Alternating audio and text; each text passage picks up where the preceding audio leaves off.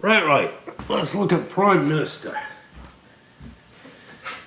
And you may be wondering, dude, you almost look presentable, at least above the waist. So what happened was, I was wearing something absolutely inappropriate for this game, and was gonna do it in that, which is I wrap one blanket around my waist, tucks in, throw another one around, and it just ends up looking like a set of robes. And it's what I wear a lot of the time around the house to avoid whatever the constraints of actual clothing. I've always been kind of a fan of skirt-like things. Not that I'm bold enough to wear them in public usually. But, it looks absolutely medieval. So I'm like, okay, we're going to put on a jacket. Well, I would put on my normal elbows missing thing. And instead, I'm like, well, I might as well put on something somewhat thematic. All right, let's talk about this game. I like political games. And I think this is a good enough one. A good enough one. There were, if I compare it against the realm of political games, for a parliamentary game, I have two other parliamentary games that I own. One is Canadian Civil War, which is a really weird beast. I love it, but honestly, it doesn't really feel too much like you're dealing with politics in it. It feels more like you're playing this weird sort of abstract war game, which is what it's designed as. It's got attack tables and this, that, and the other, and it's cute. And it was one of the first political games that I had, other than the old 3M Mr. President. And I have Die Macher, which was a complete disappointment. Some of what's problematic with Die Macher is the way that elections are run in Germany is hard to model, actually. It really is.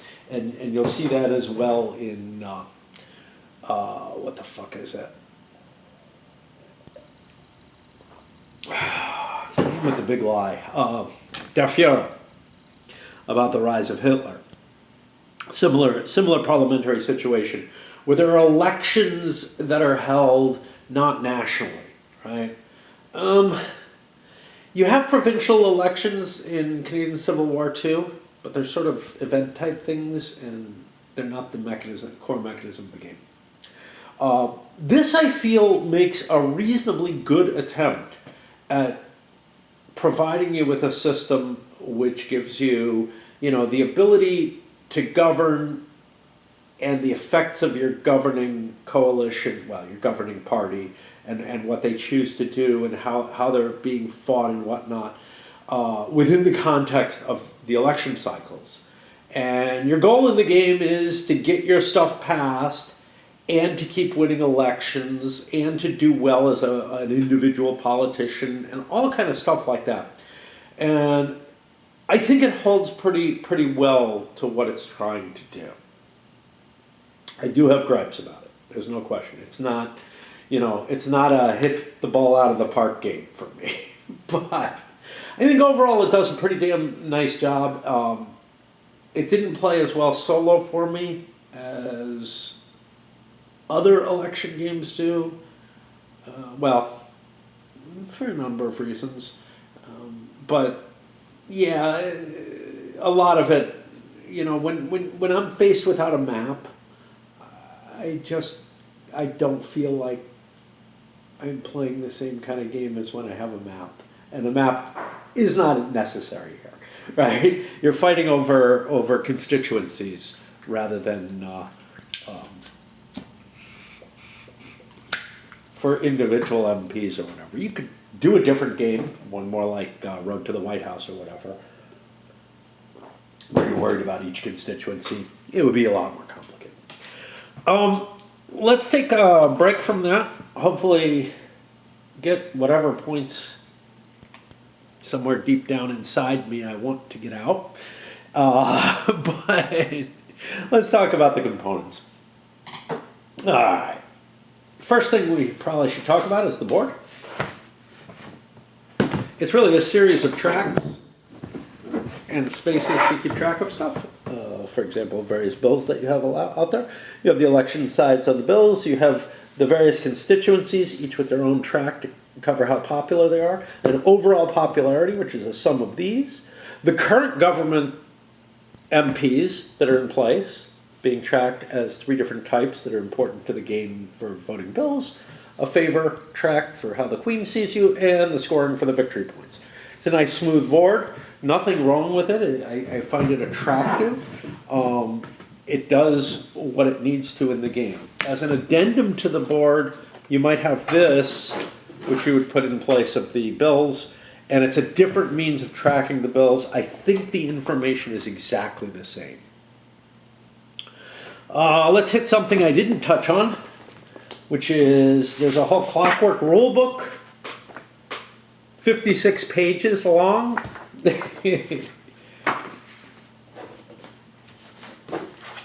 A player mat for solo play, a set of Clockwork information on one player aid, and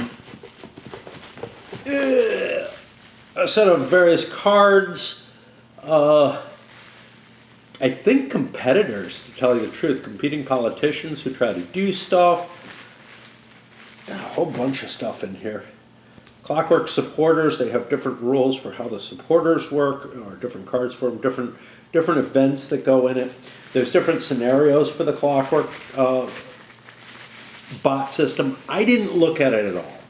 I'm really, if you know me, I'm not a fan of playing, although I play games solitaire all the time, I'm not a fan of games that are designed for solitaire. So I don't really know how that whole mechanism works. I didn't pay any attention to it whatsoever. Someday maybe I'll get to it. I don't know. It might be kind of cool because in a lot of ways, this whole tracks and everything type of mechanism reminds me kind of the States of Siege stuff by Victory Point Games and everything. There might be a really cool solo game in here. I'm leaving that to others to review, talk about. You have a bunch of cards for the main game, and I'm assuming many of them go over into the Clockwork game. For example, bills, these are cross-party bills. You also have liberal and conservative bills that are available, which the party-specific bills tend to favor that party more, but they're harder to get passed. You generally have a penalty to the total vote count on them, so you have to work a little harder to get them passed. Here's the liberal bills. You have supporters, which give usually a famous personage, and, well, I think always, a famous personage linked to an effect that you can play them for. It's very abstract. I think it works fine. You know, I think the extra flavor of the portrait and linking, you know, effects to a person are important.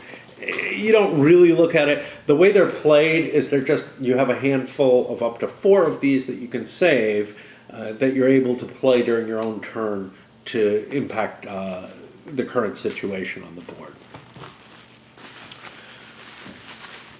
You also have an event deck, most of which are the same. They basically give the Prime Minister an option to spend cubes to get a better result out of something.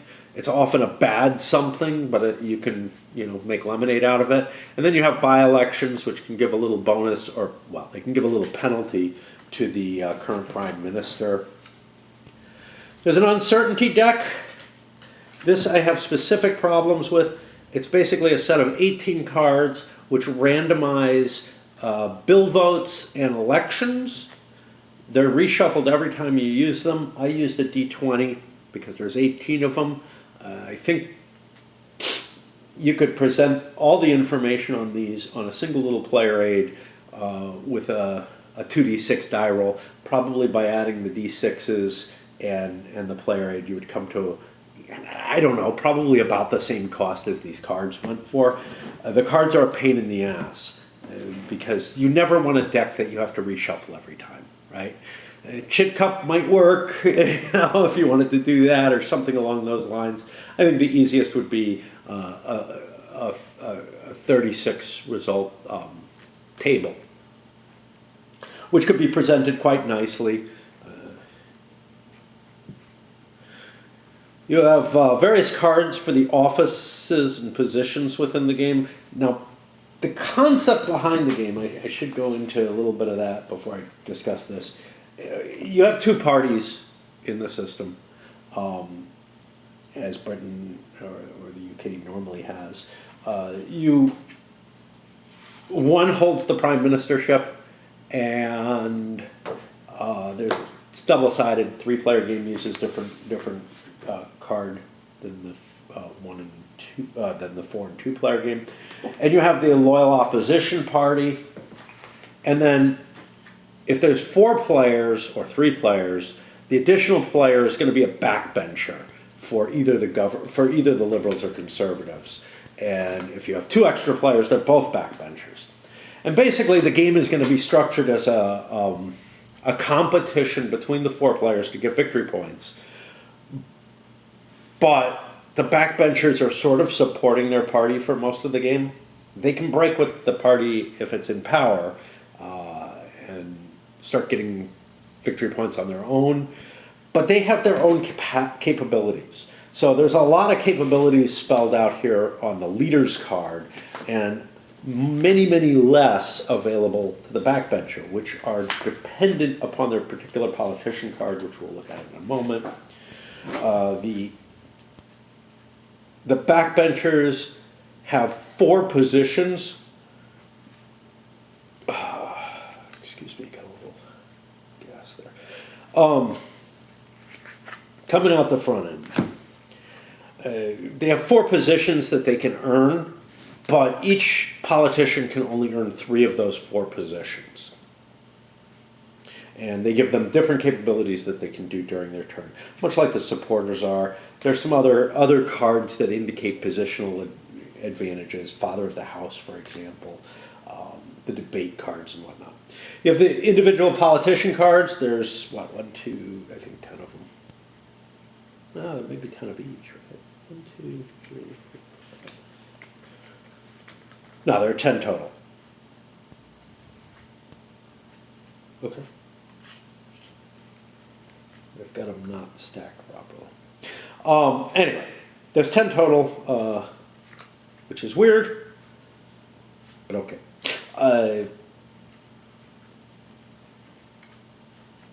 And they have a numbering rank on them that helps you with setup, and then they have up to 4, they have 4 different capabilities that they can use. Those capabilities have to align with the ones on these cards. So if you're a backbencher, you can only use 2 of them. You may not have them both. If you're the leader of your party, you can use all 4 of your capabilities. The cards are armored GMT cards, which I have my disagreements with, and they chip more easily than normal cards, and they're harder to shuffle, and presumably more expensive for GMT to create or to produce. So I see no upside to them. I wish they'd stop producing games with them. I love their armored boxes. It's not that I'm just like, oh, give me shitty components. I'm not that kind of person. I love good, sturdy components. I think these are a bad choice. That's all. It's the only company I know that makes, I'm not going to go that far. I've seen a couple of less, not big war game companies. I've seen a couple of other companies that put out really stiff, hard to shuffle cards that are very, very sturdy and everything, but are in the same kind of position as these. Hard to shuffle. I don't remember the particular company. Something I got a review copy for, or a couple that I got review copies for. And some of the Euro stuff as well. I just ran into something that I didn't realize. So there's these little player aids, 2-sided for each player. I knew about that. But there are 5 of them, not 4, which is a little weird. Well, there's one I didn't notice. It contains the information for elections and resolving bills. This would have been very helpful to have noticed while I was playing. Otherwise, I was I was in the rules a lot of times rather than the reminder. And yeah, this is something that, you know, I would have recommended as being needed, and now I find it. The game uses mainly wooden pieces of various different types to track the information on here and to track your turn actions and stuff like that. And GMT is nice enough to give you spares of almost all the pieces, which is very cool. The rulebook itself, I felt was relatively easy to read and a pretty decent reference. I had my troubles with it, but I have my troubles with everything these days. And like I said, the box. It's good old armored GMT boxes. Love those. I want to touch on the scenarios. I did a video on them because I was planning on digging into them and playing them, but honestly, they all looked like they would be too much of the same, and I'm just not excited enough about the game to want to keep playing, you know, one after another of this same situation, just with some slight differences in the scenario. I think they're cool in idea, but they don't generally tend to have the amount of differentiation that I expected. I expected them to be different slices of time within the period. They're really kind of not. They change the goals in some cases. They fix the politicians that you're going to have. In some of them, they change the rules and change some of the mechanisms, throw in maybe a third player in one case, who is his own kind of floating person. That's probably the most interesting and most complex of all the scenarios. But all of them use the same mechanisms in such a way that it just doesn't draw me in.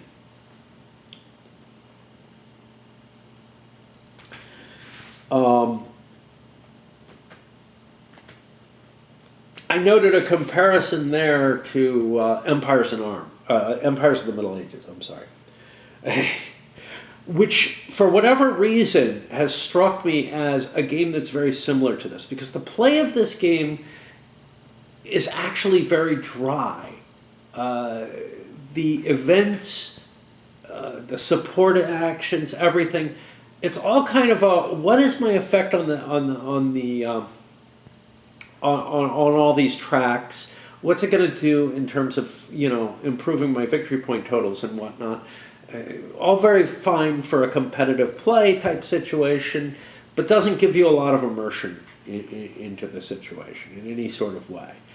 Some of that for me is the lack of a map type situation. For whatever reason, when there's a map in a game that I have to focus on and concentrate on to operate, I end up with more, I don't know, I buy into the narrative more.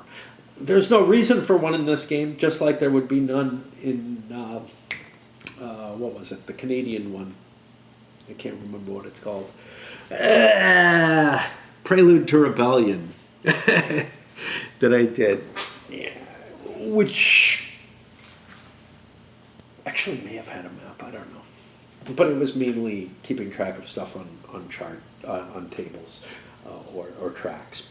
So I found that, you know, just didn't play into my strengths in terms of imagination and all that in the same way. But what I was gonna say is there are several different scenarios in Empires of the Middle Ages. I generally don't decide to sit down and play a scenario solo. I play the scenarios because the grand campaign is impossible to get, you know, people willing to sit down for 50 hours for that game, yeah, or whatever it would take. I mean, it's a big boy when you, in terms of time commitment, and all those scenarios are somewhat the same, but in a lot of ways they're a little different in that, you know, you have different challenges in terms of what kind of territory you hold, and what kind of opponents you have next to you, and everything in that. So actually, I think Empires has a lot more variability to its scenarios. I was going to say it also is a very abstract game. You know, the cards they're doing the same thing no matter what era you're in. For the most part, there are a couple of exceptions. The Black Death comes to mind off of Epidemics, the Crusades. There are a few little things in there, but yeah, in a lot of ways, the core of the game feels so the same that it's kind of like, yeah, why would you choose one scenario over the other? They all kind of play the same, and in that I can play the grand campaign. Here, the standard game. One of my gripes about it was it shuffles all the cards together, all the events are together and everything, and I get kind of this feeling of, you'd think that you'd have some events that would apply during one scenario, some that apply during others. No, it's not the way they do it. They're generic enough that they can throw you the whole deck of events and the whole deck of bills and everything. The only question is whether or not you have some special considerations to certain bills that you're trying to pass in certain scenarios, which is an interesting concept. And if you were to get people who are kind of hooked on this game, they might want to play some of the specific scenarios some of the times. I'm not hooked enough that I immediately wanted to play another game of it, basically, which I had no feeling in that direction, which is not a terrible thing. The games that I usually have a feeling in that direction are badly broken games that it's hard to understand what's going on in them. I would argue that that I want to make changes to, essentially. So like Invasions, I wanted to make a change to. The EU Pop, I think, is a fine game on its own, but I want to make changes to it. I want to make it more historically believable. I had certain taste, things that I think I could tinker with. And that's one way that I Invasions I didn't really want to make changes to. I wanted to understand what the hell was going on. And I would say La Révolution Française, Europa Universalis, La Grande Guerre, all games where I wanted very badly to understand how the game is supposed to actually play out better. And those things would make me want to play immediately again. Now, each of these I also enjoyed some features of the game and wanted to play them again for that as well. Every now and then a game comes along that I just want to play, right? It hits a certain sweet spot for me. The only one I could think of recently that's on that level was Stellar Horizons, where I felt like I got a good enough game out of it, but I also felt like I wanted to explore the game space more. And had a fun enough time with it that I wanted to do it. You go back further, you'll see, High Frontier I wanted to play again right afterwards. Here I Stand, all kind of things. And generally they're games that I really like, even if they're flawed.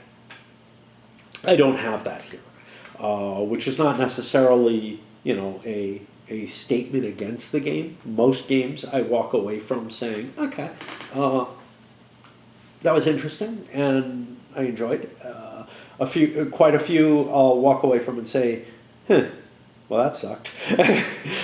In either of those cases, I'm kind of like, well, I'll get around to it again and give it another shot, or I'll be happy to, look at it again. Of course, the reality of doing so is very low nowadays because of how many fucking games I have now.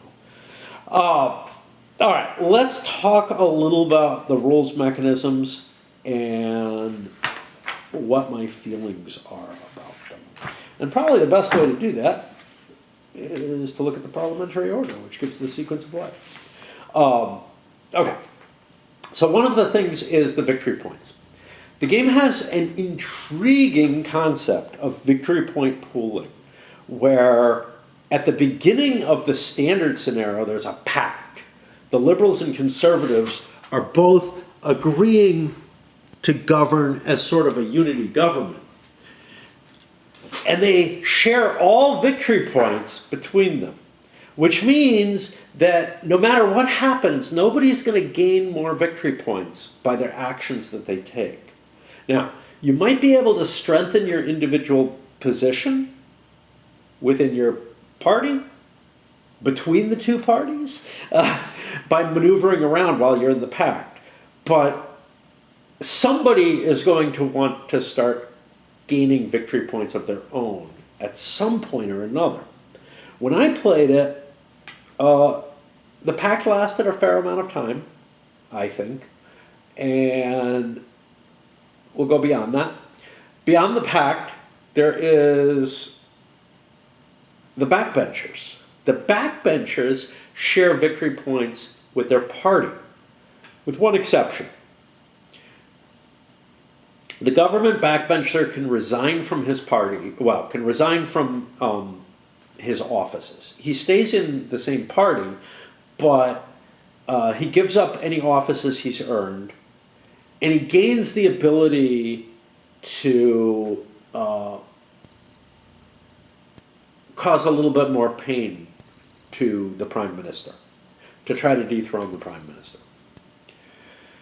So that's one piece of the game that's particularly odd. Now, on that first, when you start a round, the government gets 4 victory points, the opposition gets 2. That means everybody gets 6 at the beginning of the game.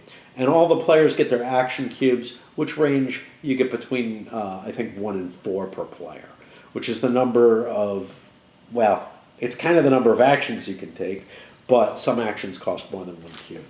I want to touch on something very briefly. I don't remember what it was, but I had something I wanted to touch on. Ah, yes. So a very important value in the game is your standing. And that's tracked down here. What's interesting is the ranges are different. So the prime minister automatically has a higher range of standing than his opposition. And the opposition has a higher range of standing than any of the backbenchers. And in order to compete for control of your party, you have to have higher standing than your party leader. And one method of the opposition taking power is to have higher standing than the prime minister. Obviously, these are both hard tasks. You have to basically shoot down the person you're aiming for standing while increasing your own, because their range is so high that if they're just able to coast along towards the top, you will never reach them. This is something I wanted to kick off because I don't know if it's covered. Yeah, it'll be covered a little later in challenges. Then each of the players other than the PM draws a couple of cards, gets to pick one, a couple of bills that they're proposing.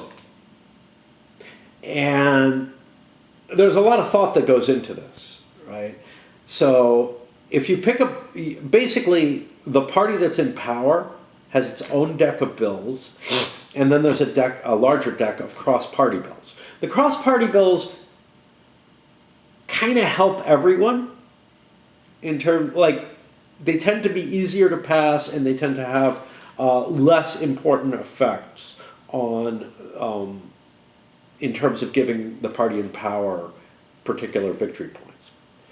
All the bill, or a lot of the bills, have other effects. They affect how various sectors of the polity reflects on you. They or considers you. They might impact how the queen sees you. They might impact on your standing. They generate victory points, whatever, all this kind of stuff. But for the most part, when I was selecting bills at least, it was, do I want the party to pass a bill or not? And I would reach for the party-specific bills if I don't want the party to pass the bill, a bill. And I would reach for the cross-party bills, spells, awesome. If I wanted them, if I was willing to help keep the prime minister in power and stuff like that. Now, the opposition probably wants to screw with the prime minister and make things hard on him, so they're probably going to pick bills from his party. This can be kind of dangerous because it's a high risk option. Now, if the prime minister has a huge vote count, you don't want to do that. You don't want to give him those because he might reasonably be able to pass them and get a big amount of victory points off them. The prime minister's backbencher, the government backbencher, has a really interesting consideration, which is he supporting his party and trying to get things passed and get victory points because they're pooling their points, or is he trying to embarrass the prime minister? The other two players are probably trying to embarrass the prime minister and are probably trying to put things up he can't pass. Okay, so each player draws a couple of cards, the scenarios sometimes are different, and picks one that they're going to give to the prime minister. And then the prime minister looks at the bills that he's been offered and gets to choose to draw 3 more bills from the deck. And then out of the collection of 6 bills, he proposes 3 of them into these spaces. And then those are the ones that that the government's going to actually try to pass. So that's giving you an idea of the bill selection. If you're not the prime minister and someone picks your bill, you get a victory point for it, which is kind of cool. Of course, everybody might be sharing that victory point, which is less cool. Then each player gets to take an action turn, and I believe the ordering is that the government backbencher has to go first, then the 2 opposition players, then the prime minister. And again, depending on the number of players, this may change. But you have a number of things you can do on your turn. You're able to pick one of the actions here. You're able to spend your cubes in order to perform one of your positions if you've gotten any party positions as a backbencher. The party leaders have a larger span of things they can choose to do. And while you're doing this, you can play supporter cards to impact the valuations. There may be other things you can do as well.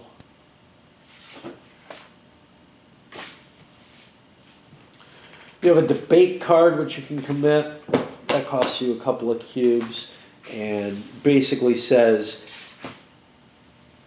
I'm putting my reputation that this bill will pass, fail, whatever, and you increase or decrease the votes on it. There are restrictions on who can do which, and you will get a bonus or penalty depending on whether, whether you're able to power things forward there. After that, the prime minister resolves the bill, and he has a few choices of how to resolve a bill. If he can get the opposition leader to agree to support it, the bill is passed. I think you actually have to do this, and the opposition gets 5 victory points, which is quite a good amount of points. I didn't know that was required. The way it's worded here, it says, PM asks opposition leader. I got the feeling that this was at the prime minister's option. Boop, boop, boop. Did I do this wrong?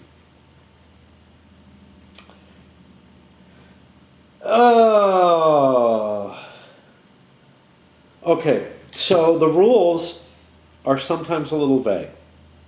The rules are worded much like this is, where this says PM asks opposition leader to support a bill. It says ask the opposition leader to support a bill. If agreed, the bill passes automatically. Sounds pretty clear. Sounds like you must do it. Clarification. You may attempt this option in a pact, but the opposition leader is unlikely to accept. That sounds like it's the opposite thing. I played it as the PM had to make the offer. I could never, I never ran into a position where the Prime Minister wanted to do that, and the opposition wanted to agree. The 5 victory points isn't shown as a picture here,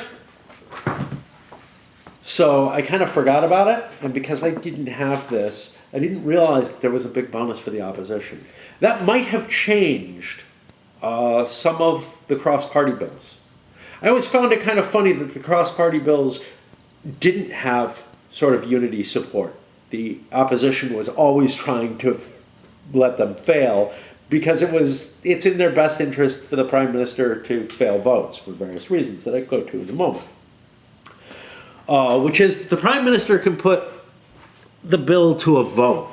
And if he puts it to a vote, there's a projected vote that's being tracked on here based on the supporters, all kind of effects that people are playing, debate cards or debate capabilities and whatnot.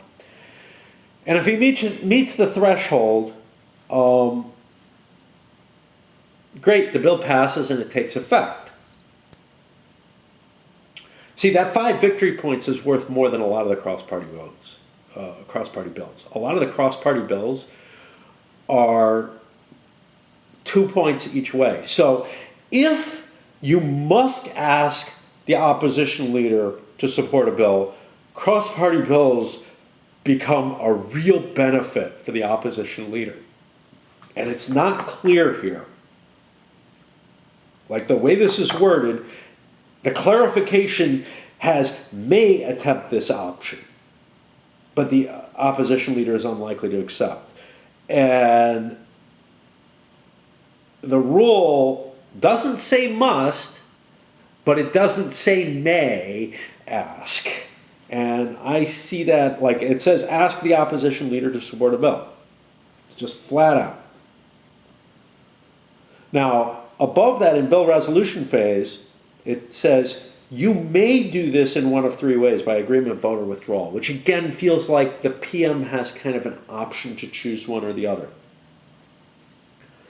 But resolved by a vote, you may select this option for bills with a requirement. Yeah, that's really weird.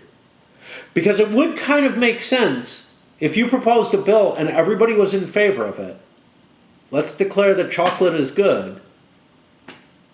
Yeah, we're all for that, Let's condemn ISIS. Sure, we'll condemn ISIS.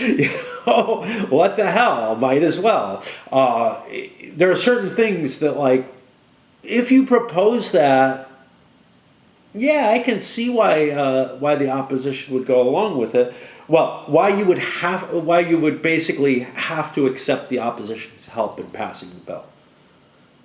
And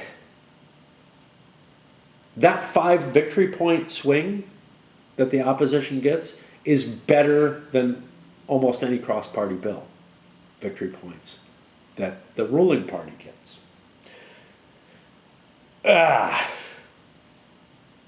That would completely change the bills that the Prime Minister is willing to put up. Because what I had was the Prime Minister was continually putting cross-party bills up, didn't try to resolve by agreement, assumed that the opposition would oppose the bill anyway, and they're just trying to hurt him. This is an interesting question, and I have no idea what that game would play like. I have the feeling the Prime Minister, the governments would not stand very long, because the Prime Minister would start falling in status very quickly, or standing very quickly, or the opposition would start getting victory points too quickly, which is obviously unacceptable to the Prime Minister. Let me switch batteries. Speaking to the game I actually played instead of what may be the rules here, and I'm not sure. I can see an argument like that 5 victory points is just too ridiculously high to just allow them to get no matter what, like, I don't feel like that's appropriate. With cross-party bills, usually the opposition is getting points anyway. Usually it's both sides are getting a couple of victory points, so who cares? That 5-point bonus, yeah, I don't know, man. I can't see that being allowed. Anyway, the other options you have, you put the bill to a vote, and you have a projection on it. If you're putting it to the vote, you probably have at least a chance of getting it to pass. You pull one of those uncertainty cards, and you find out whether or not the bill passed. Basically, that adds some votes or subtracts votes. If it fails, the Prime Minister takes a penalty of 2 standing, the opposition takes 2 standing in bonus, and they get 3 victory point bonus. The final thing, and the most likely is either it will pass, resolved by vote, or the Prime Minister withdraws the bill. If the Prime Minister doesn't think the bill can pass, he takes a -1 to his standing. The opposition gets a +1 and 2 victory points. Anyway, so the way I was playing it, you have this usual like, the opposition was able to hurt me on that bill. Okay, I'll take the hit on it, but I'm not going to try to put it to vote. In general, they were able to make the votes like out of reach of the Prime Minister. And the reason that's important is because the sequence of play, the Prime Minister goes last. Now, one thing I forgot to mention about the Prime Minister's player turn, he draws an event card, which may eat up some of his cubes or cause a bad effect if he doesn't want them to be eaten up. Generally, in terms of public opinion, it's going to cost him there. Okay, we go back here. All right, after the bill is resolved, you hear challenges, which is basically if somebody has higher standing than their party leader, they're able to take over that position. And if the opposition has higher standing than the Prime Minister, they take over the government without an election. Essentially, the Queen steps in and asks, hey, are you willing to form a government instead? Bye-bye. Okay. So that's what happens there. And finally, there's the holding of elections, which is handled by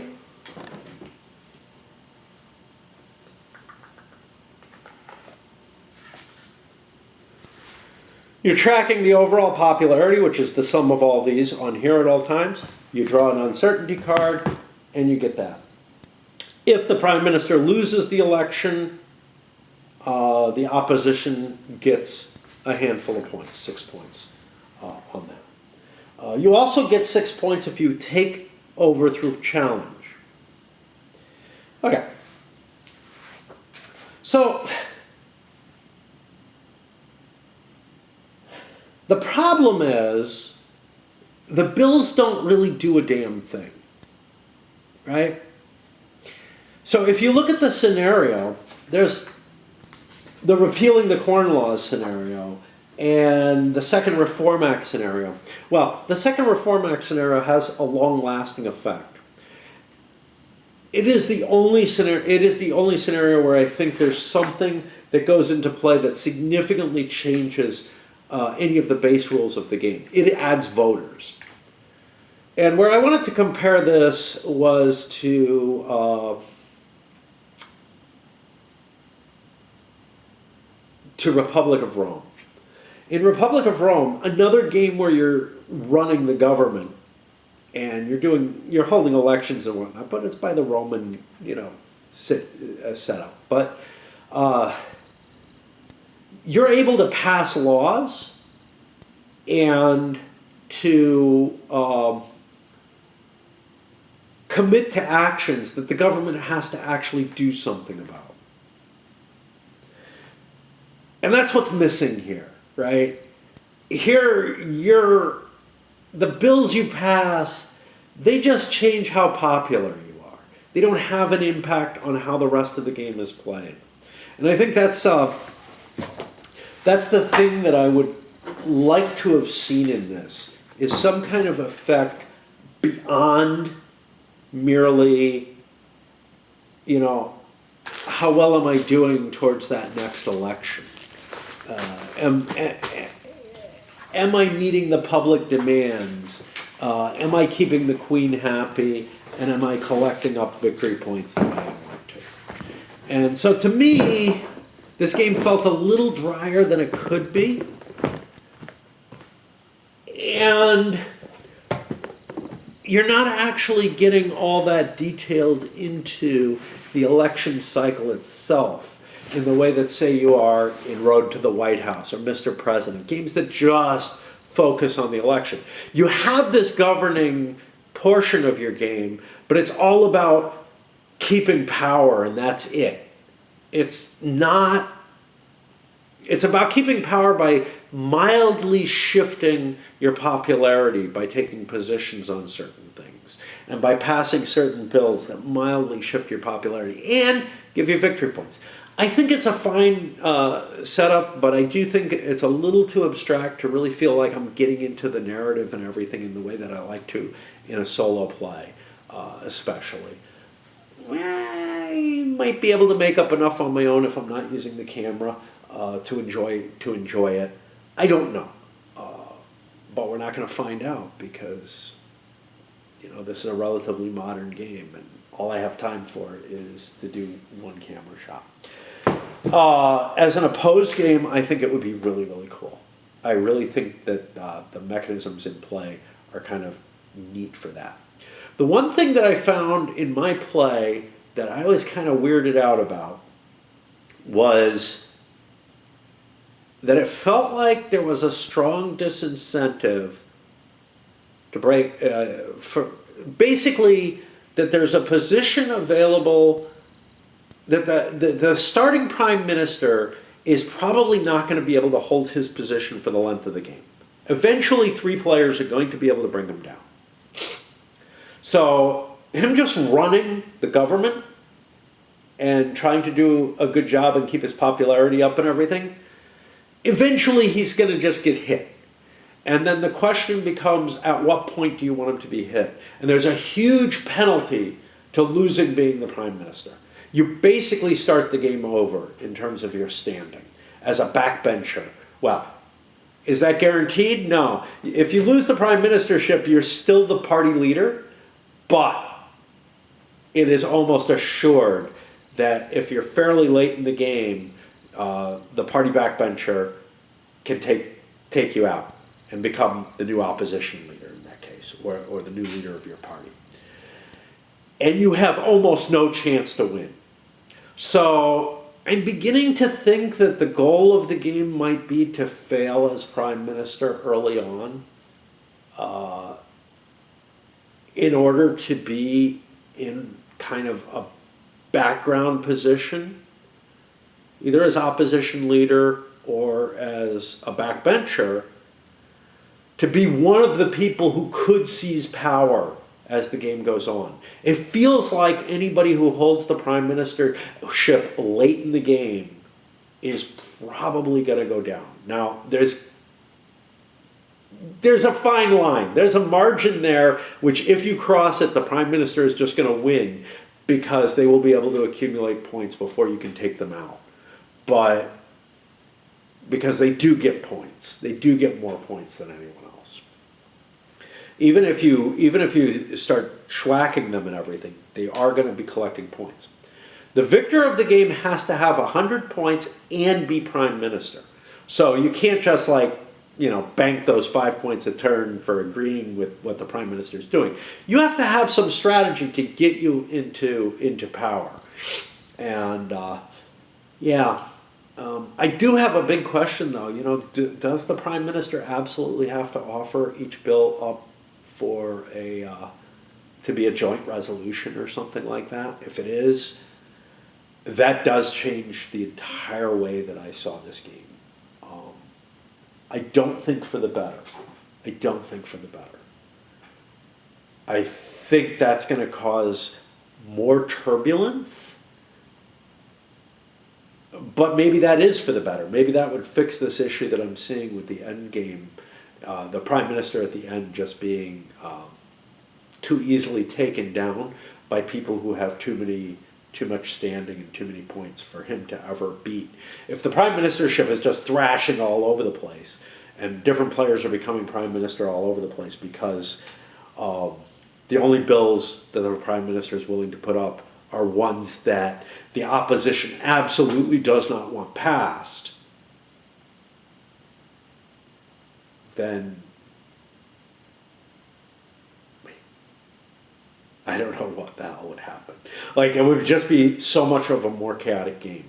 But the way that it ended up, it did feel like there was one person who had no chance of winning, and it was the person who started the game as prime minister and ran the government relatively well until he got to a certain amount of points, and then finally his backbencher stood up and kind of stabbed him in the back and stopped supporting him as much. If that had happened earlier, what happens? Well, then the prime minister, the former prime minister, would have enough room to work his way back up from like a zero standing person, to someone important enough to actually hold position.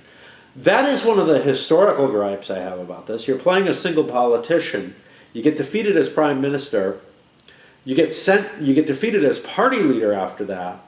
That person would no longer likely be anyone of any importance. And sure, they get knocked down to zero, but they have the capacity to come back, at least if it happens early enough, and become as important as anyone else. It feels to me like you should have to switch politician cards or something like that.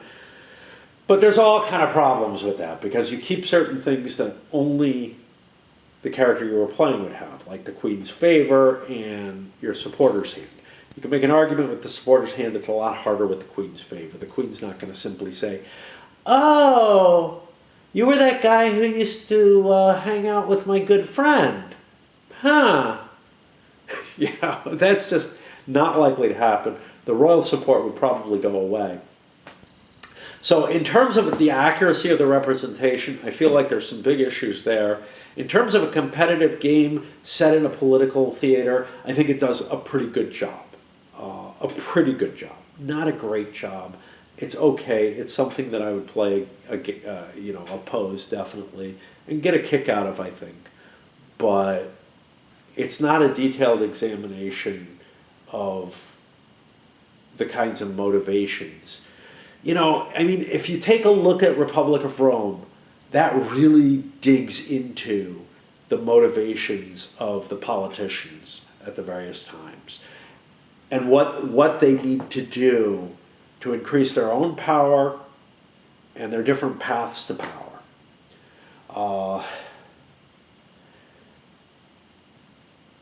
But I think that's sort of a uniquely excellent situation that I'm having a hard time thinking of another game that just gets it so right?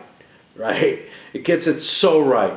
You're all working together to try to keep Rome alive while padding your own pocket,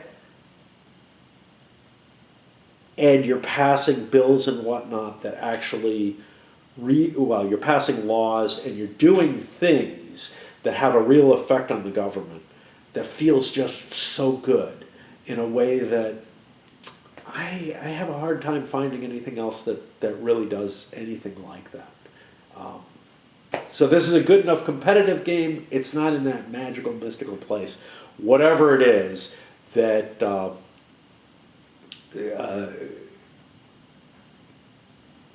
that Republic of Rome manages. I feel like La Révolution Française tries, but it's just so wacky and so wrong that it doesn't do it. So, yeah. Anyway, maybe some of you have ideas of some other games, probably ones that I've actually played that I'm just not thinking of, that manage that sort of, that balancing act between attempting to gain political power, but doing it through a complex mechanism with an intention towards a greater goal of some sort. Protection of the nation, whatever, all kind of stuff like that. I can't think of something else that does. Oh, okay, Republic of Carthage, which is basically a Republic of Rome clone. Maybe the Athenian Democracy one, which is also based on Republic of Rome. I keep going to the Rick Helly games. Founding Fathers. His Founding Fathers also has that, where the political machinery in that game, the game that determines the winning of elections, is a little funky, and I don't really like it. But at least you have a mechanism that's relatively detailed for political power, and you're trying to do specific things. Of course, you're trying to get to a victory point total or whatever as well. So, it wouldn't be right if Founding Fathers, if the goal was to become dictator, right? That would just be wrong for the U.S. Washington loses because of his, honor. All right, let's send this one out.